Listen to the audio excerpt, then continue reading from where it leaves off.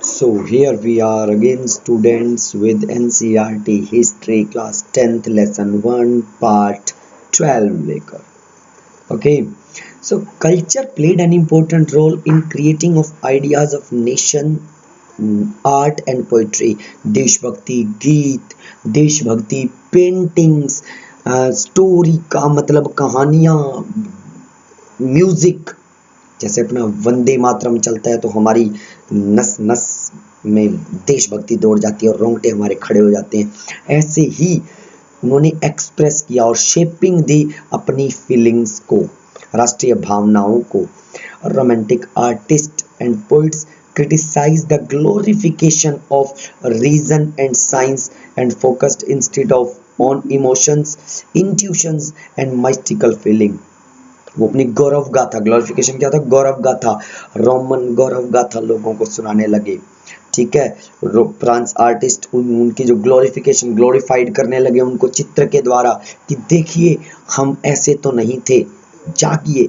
Poet जो थे वो अपनी कविताओं में कूट कूट के देशभक्ति के वर्ड भर रहे थे. तो भावनाओं और जो माइस्टिकल फीलिंग्स है बहुत ज़्यादा यूज हो रही थी इसमें. Their effort was to create a sense of shared collective heritage. Collective heritage का मतलब हमारी जो विरासत है, इकट्ठी विरासत है, उसके बारे में, कोमल कल्चर के बारे में सोचो जो हमारा पास्ट में था. बेसिस ऑफ नेशन, एक देश के आधार पे सोचो लोगों, सोचो. तो these type of feelings are called romantic imagination or romantic feeling towards a nation.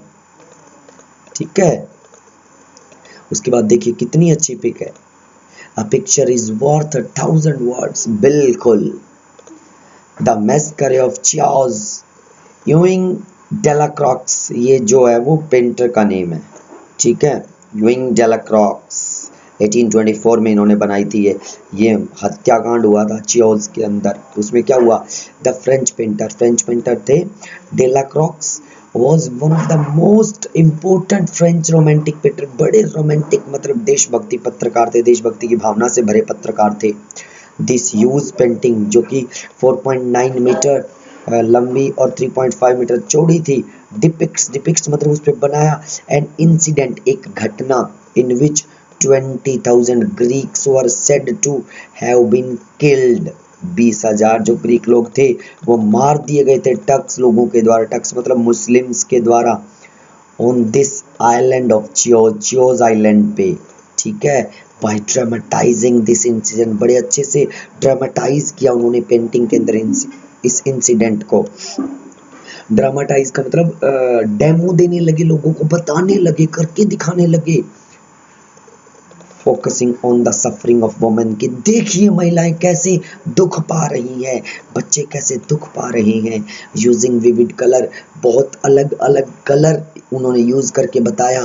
डेलाक्रॉक्स shout to appeal, चीख कर वो अपील कर रहे थे लोगों से, भावनाओं की, देखने वालों से. And create sympathy for the Greeks, और जो ग्रीक्स के लिए सिंपैथी मतलब सहानुभूति ले रहे थे. तो कितनी अच्छी पेंटिंग उन्होंने बनाई और बताया लोगों को. होप सो आपको ये समझ आया होगा. Next, romantic imagination and national feeling continue करते हैं हम. German philosopher Johann Gottfried Herder. ठीक है, जोहानन गॉटफ्राइड हेडर कब थे, 1744 में जन्मे थे, 1803 तक जिंदा रहे थे. उन्होंने क्लेम किया that true color, असली रंग, was to discovered among common people. अगर असली रंग देखना है तो लोगों के बीच में जाइए, सामान्य लोगों के बीच में खोजिए उस देशभक्ति की भावना को, वही असली रंग है. दास वॉक्स मतलब देशभक्ति की भावना.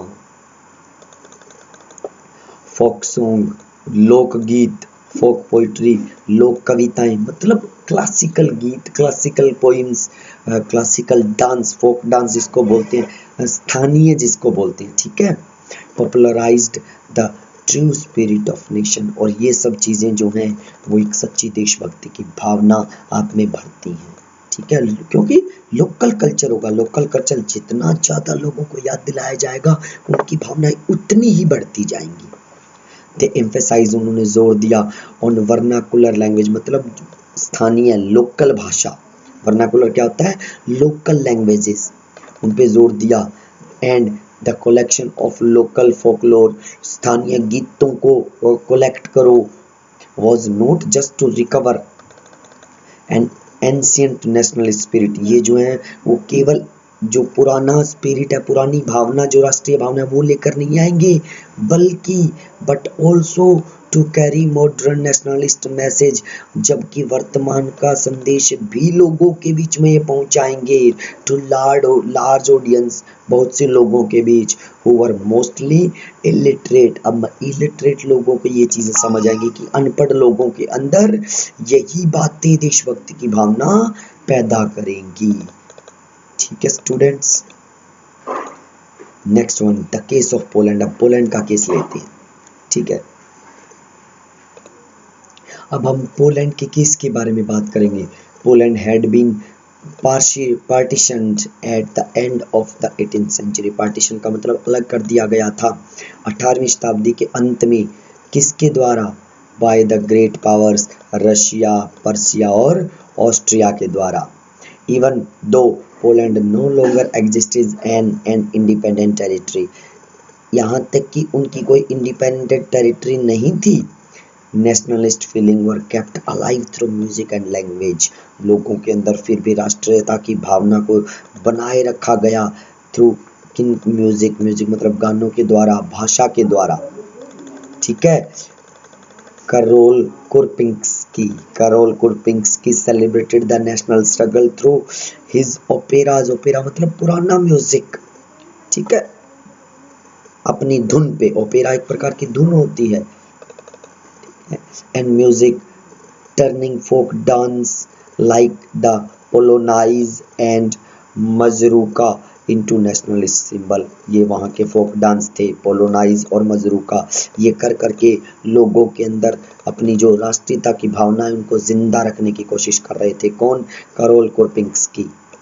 ठीक है स्टूडेंट्स, उसके बाद रोल ऑफ लैंग्वेज, बहुत इंपॉर्टेंट है ये role of language.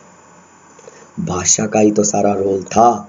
Language too played an important role in developing nationalist sentiment, भाषा का सबसे बड़ा रोल है राष्ट्रीयता की भावनाओं को जगाने में। After Russian occupation the Polish language was forced out of schools and the Russian language was imposed everywhere. जब रशिया ने पोलैंड पर अधिकार किया था तब पोलिश लैंग्वेज जो थी उसको स्कूलों से हटा दिया गया था और रशियन लैंग्वेज बोलने के लिए थोप दी गई थी लोगों पर। जहाँ भी थे लोग, पोलैंड के लोग थे, उनको बोले कि आपको रशियन लैंग्वेज ही बोलनी होगी। इन 1831 N armed rebellion against Russian rule took place which was ultimately crossed.